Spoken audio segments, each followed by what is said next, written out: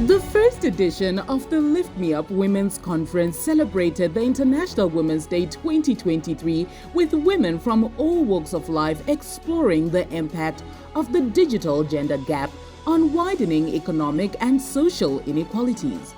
The event was graced with movers and shakers in the technology sector. This conference spotlighted the importance of protecting the rights of women and girls in digital spaces, which is critical for nation building.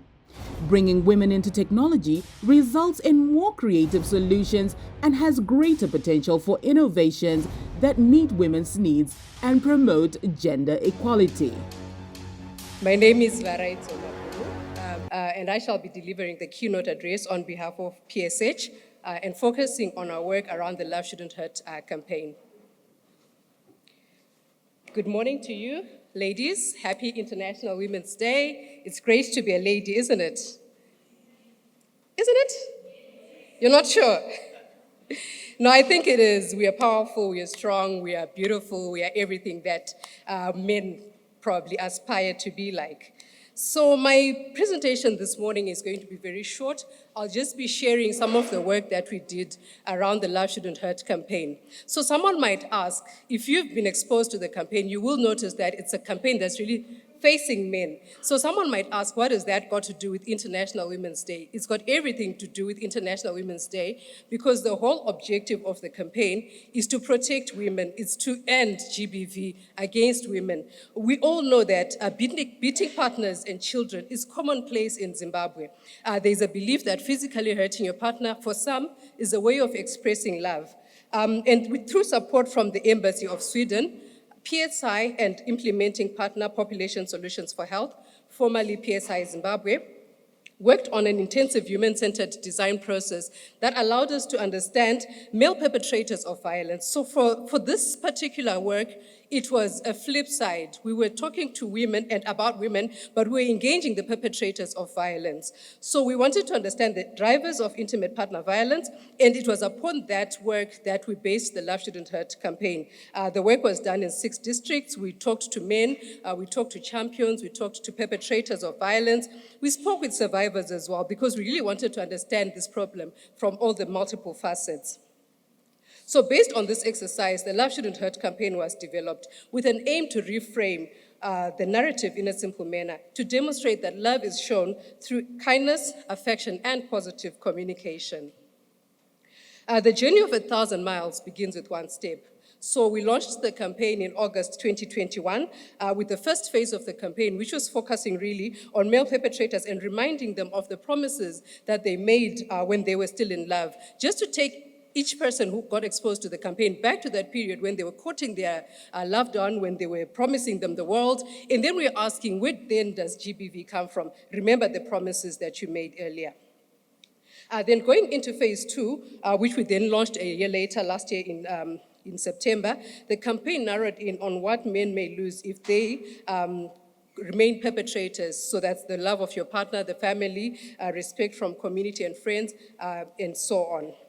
So recognizing that male perpetrators are very diverse, the campaign used and still uses multiple touch points to reach men through channels and at times when they are most receptive. So these included several media activities around radio and TV, digital media as well, across multiple social media platforms, and that's what I'll speak a little bit more to, celebrity endorsements, outdoor media, and so on. I hope everyone has seen the campaign at some point somewhere and has got something to say about that.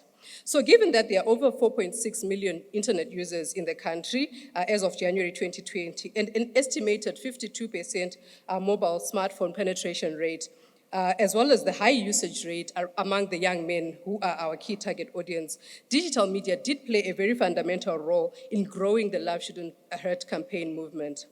So one of the key lessons that we got as we were doing the HCD work I spoke about earlier was that men desire to learn about GBV through the influencers or from the influencers that they look up to. And these are a range of influencers, be it musicians, be it other celebrities, social content creators, and so on. So we then fused these two learnings with what we know about the digital media space and really went heavy with our digital strategy for the Love Shouldn't Hurt campaign because we wanted to reach men where they are. So you'll find that a lot of GBV, you may have seen is actually shared on those social media spaces. You see a video of a woman being beaten up, some are cheering, some are doing whatever. So we also wanted to get in that same space where it's also being shared to share a positive message around love shouldn't hurt. And it's nice to say that sometimes when some of those things are now happening, we're getting feedback from the community that people will actually start saying, no, Rurove, don't do that, love shouldn't hurt, showing that the message is getting out there and people are actually resonating well with it.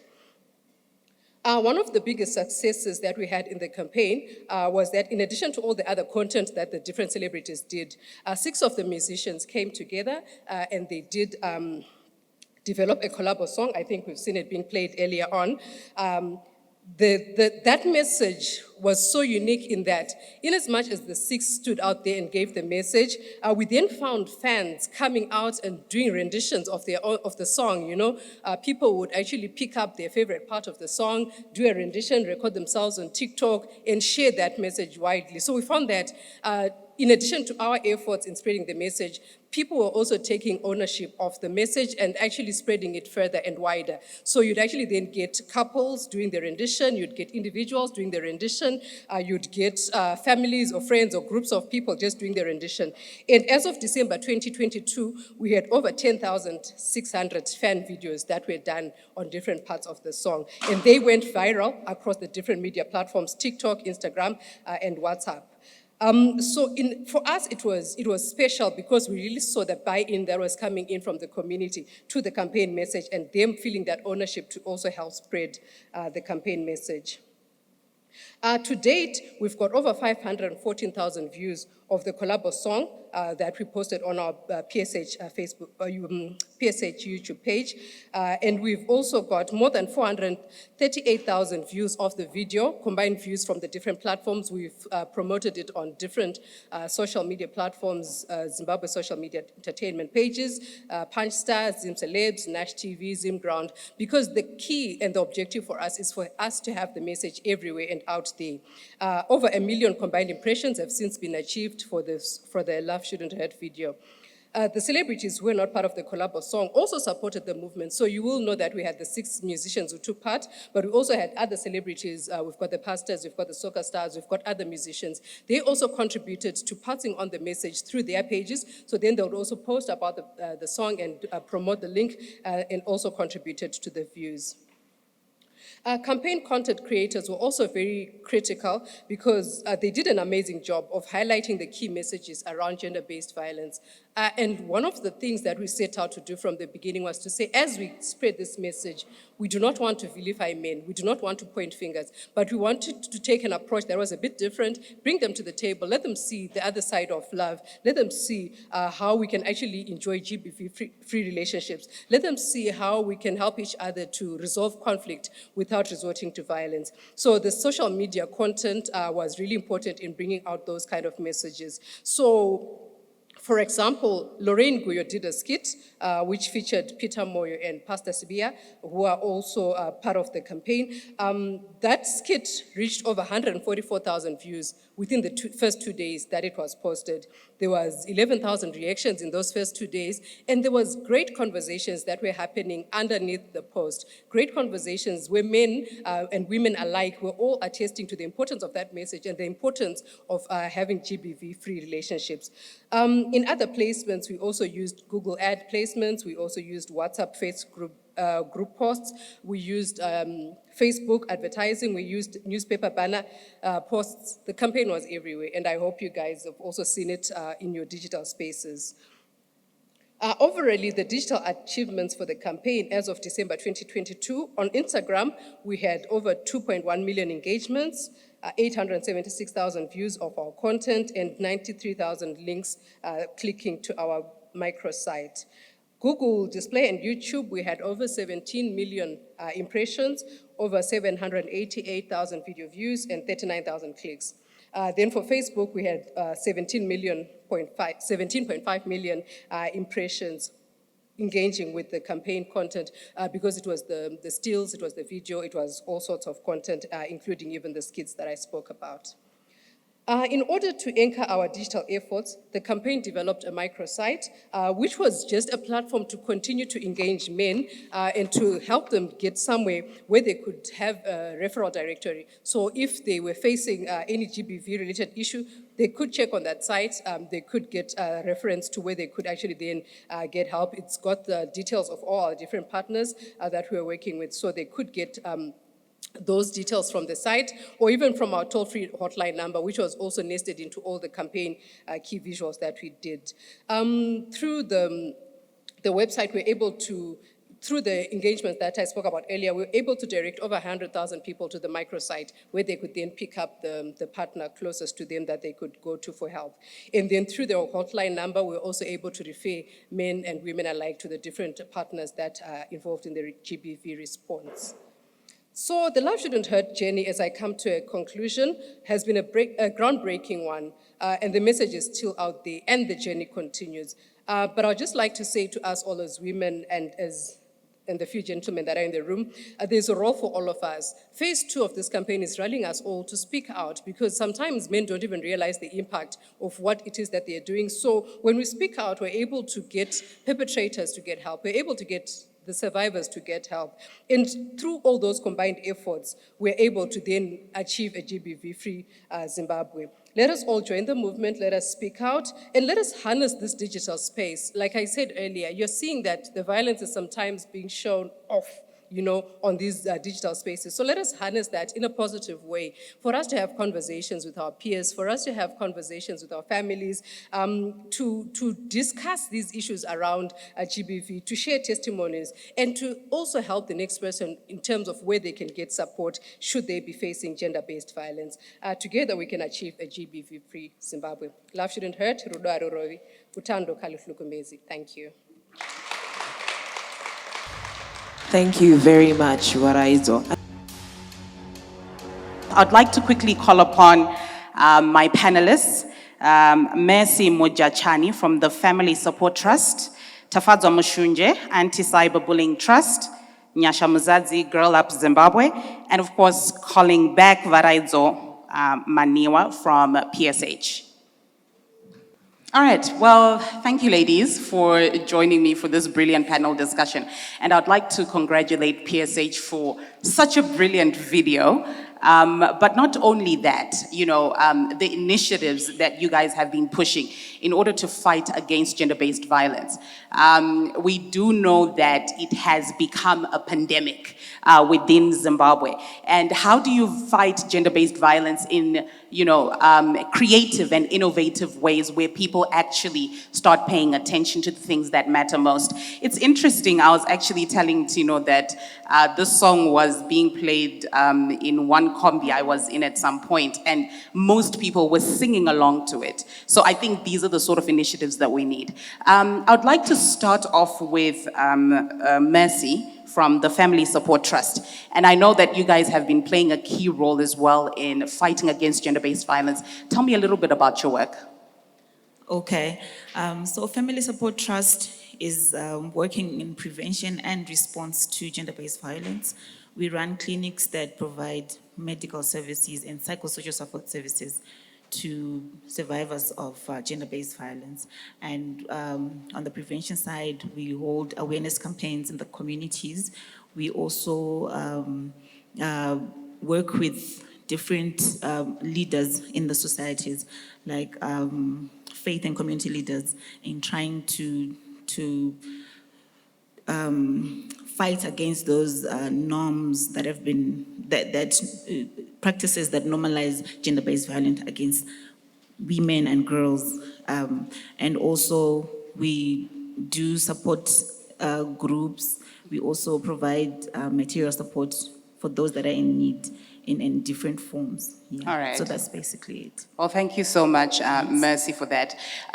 We know that during COVID-19, obviously we saw a spike in gender-based violence cases. Linking it with technology, what sort of platforms have you guys created for, victims to reach out in order to have conversations about how they can be protected? Okay, so I remember, we had one speaker who was here and they talked about WhatsApp is one of those apps that are easily accessible to the general public. But we also saw the other side that women at times do not have access to even a phone that can allow them to be on WhatsApp.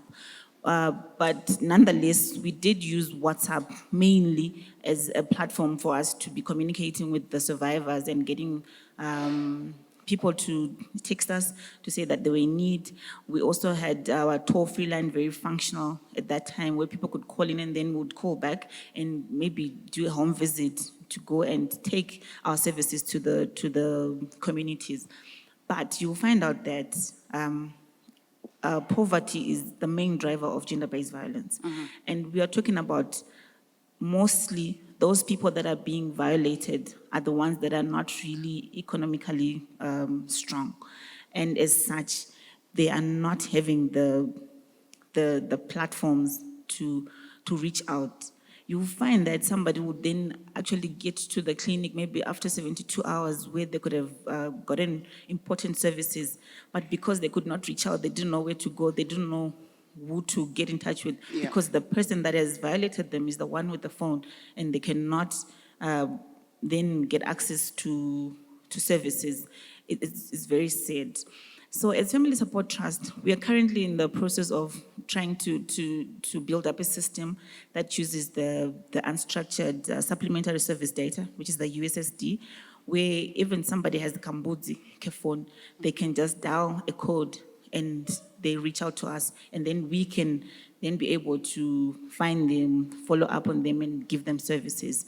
But as I've already alluded to, it's been quite difficult, but we've also been very active on social media, where we've been interacting with other people that have access to the internet, and it's been very helpful. We've had people coming through to our clinics and accessing information and knowing what to do through those platforms as well. Yes. Thank you so much, Mercy. I think the USSD initiative would be very creative, especially for women that don't have access to WhatsApp or other digital platforms. That's true.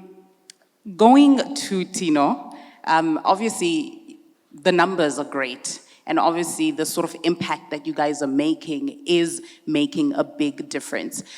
Have you seen any sort of change, a behavior change within the community, within different,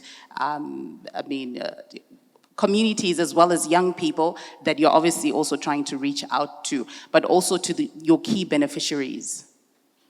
Thanks, Unique. Yes, we have seen a change.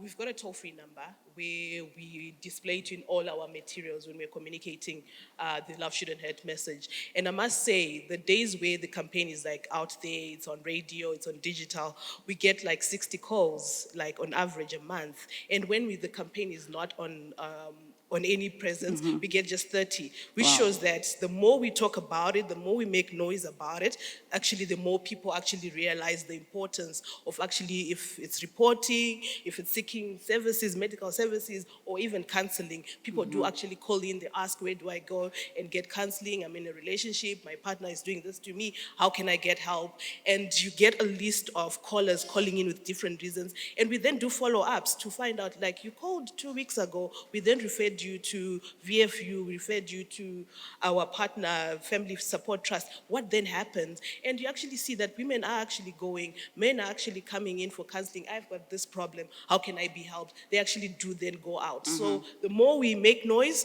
actually the more the communities actually stand up and actually start doing something. That's interesting, and I will come back to you a little later on about the calls. Where are we calling and what sort of conversations are we having? Tafadzwa, I don't know if some of you recognize Tafadzwa. She is the model a few years back, and I started knowing Tafadzwa about 6 years ago, 7 years ago. She's the model that was accused of injecting HIV-infected blood in a child. and she was bullied on different platforms, on different digital platforms. She lost her career. You know, there's a lot that happened, but she decided to actually fight back and, start an anti-cyberbullying trust. And I think maybe tell us a little bit about your story, but why you decided to become a victor instead of a victim. Thank you very much, Unique, and good morning, everyone. It's now afternoon. Good afternoon, guys. Happy International Women's Day to everyone. And thank you again, Unique, for asking the question and for having me here. Well, it's quite a long story, but I will try my best to cut it as short as possible. But 6-7 years ago, I woke up one morning. I had a beautiful career, beautiful dreams, wanted to go further in my dreams. I was hosting with my twin sister. I've got a twin sister. We used to do TV. We were presenters at ZBC, and we used to host events. We did Miss Tourism. We did a whole couple of events. And we also used to do modeling and commercial modeling. So imagine being in the digital era that we are in, where anyone and everyone can access information. There was a fabrication. Someone woke up, wrote something online, accusing me to have done the most terrible thing I could never even imagine to do. They said firstly that I was HIV positive, and secondly they said I injected a child. I deliberately inflicted a child with HIV. And thirdly, they said I used to abuse this child, and I used to make that child drink my urine. So with that article, they wrote that article and they put my number on it. So imagine how anyone and everyone could have access to me. So I started receiving messages left, right, and center. And you know, one of the disadvantages of technology, it has no boundaries. It can reach a wide space within seconds. And that's what happened. So I started receiving thousands of messages. Fast forward, the following morning, I had over 80,000 messages. I know this sounds insane because it was insane. And then that's when I realized that this was a serious issue, and I decided to go to the police. Fast forward, they couldn't help me, and because it was an issue involving a child, I ended up getting arrested. I actually got arrested over a fake news. I got arrested. There was no verification of where the story was coming from. Fast forward, I was taken to court, and surprisingly, I was actually denied bail for something that's fake. But thank God, God intervened, and God came through, and I didn't end up going to Chikurubi, but the whole thing was still going on. But everything that happened, I ended up being acquitted after a whole process. I'm trying to cut the story short. And they then figured that the story was fake. It emanated from Facebook. It was fake. Everyone was moving it around. I'm sure there are journalists here. The newspapers were quite a party in the newspapers. The TV, the radios, everyone was talking about me without verifying the news, which is one of the biggest problems that we have here, that we are distributing information that we haven't verified. Can you imagine what effect it has on a person, especially when they haven't done anything? And here I was, so innocent. I didn't know anything. And all of a sudden, I'm being trolled. And I remember my phone, I had over 250,000 messages. And my phone at that time, this is how bad people are. Like, we run with a story that we do not have any basis with, and you make someone terrible. I mean, God really intervened, because I could have taken my own life because it was that bad.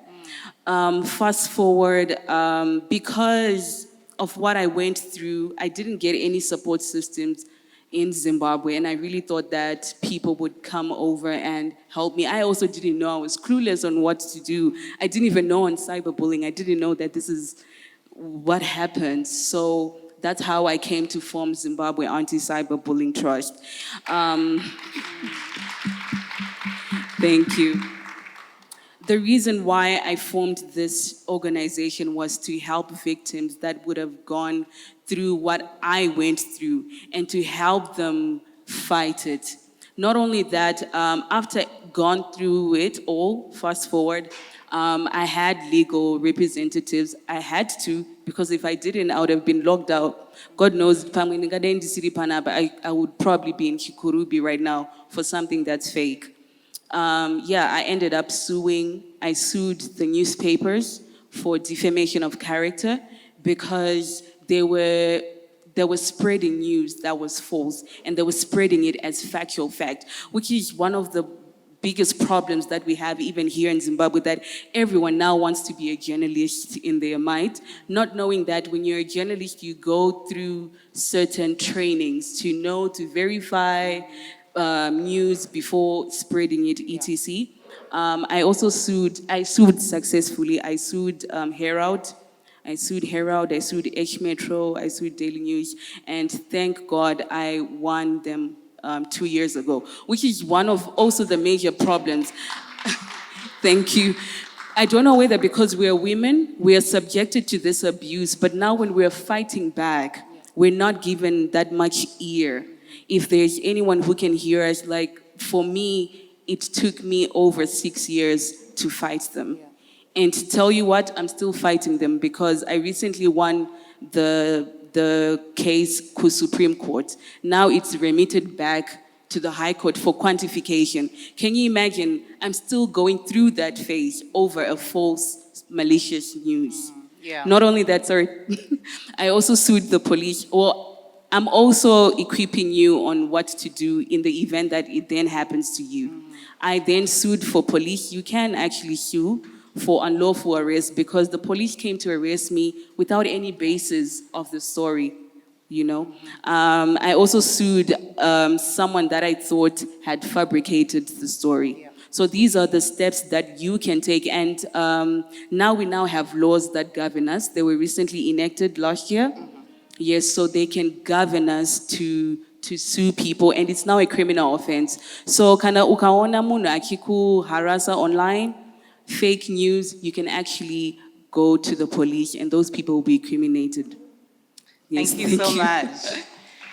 What an amazing story. And, you know, just talking about the laws, we're going to have someone from Legal Resources Foundation to actually talk about, break down the laws for women to help them understand what happens in the case that, you know, I've been bullied online or I've been threatened online, because you can actually sue a person if they threaten you or your family, you know, anything dangerous. But Nyasha, just quickly, talking about Girl Up Zimbabwe, I know you guys have been, you know, doing digital theater also to fight against gender-based violence.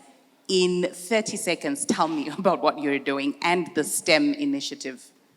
Okay, so I think Girl Up Zimbabwe is doing its bit in trying to drive conversations that are deemed, you know, hush-hush in our community because of the stigma. You know how it is in our community. If you're being abused, people tend to tell us to keep quiet.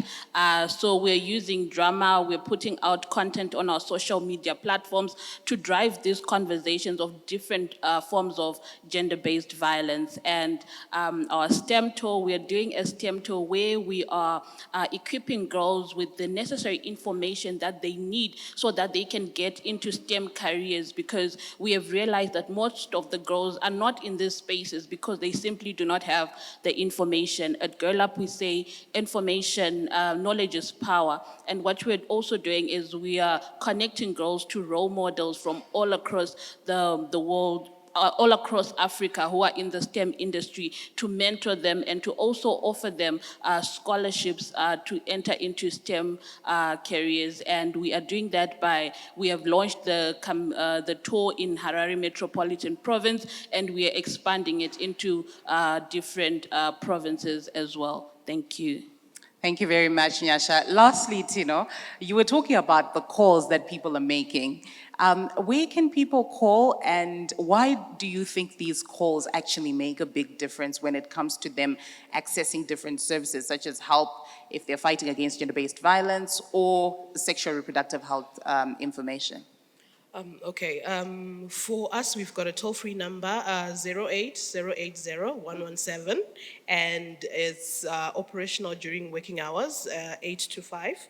And we also have our partners who are also here. We also have toll-free call centers and also toll-free. So you can visit Say What, you can visit the PSZ site. They can also tell you about the different platforms that they have. But the advantage of having such platforms is that if someone, let's say they get abused and they call within the 72 hours, you can actually have a counselor on the call who's going to direct them on the necessary steps that they need to take before it's too late, and where they can actually get, if it's legal services, medical services, and even counseling. So that's the importance of having such platforms available, because not everyone around us might know what to do if something happens. So having these lines and these call centers then gives access to our survivors on how they can get help. Thank you so much. That was Tino from PSH, and of course we had Mercy from Family Support Trust, Tafadzwa Mushunje, Anti-Cyberbullying Trust, and Nyasha Muzadzi from Girl Up Zimbabwe. Thank you so much, ladies, for joining me on this panel.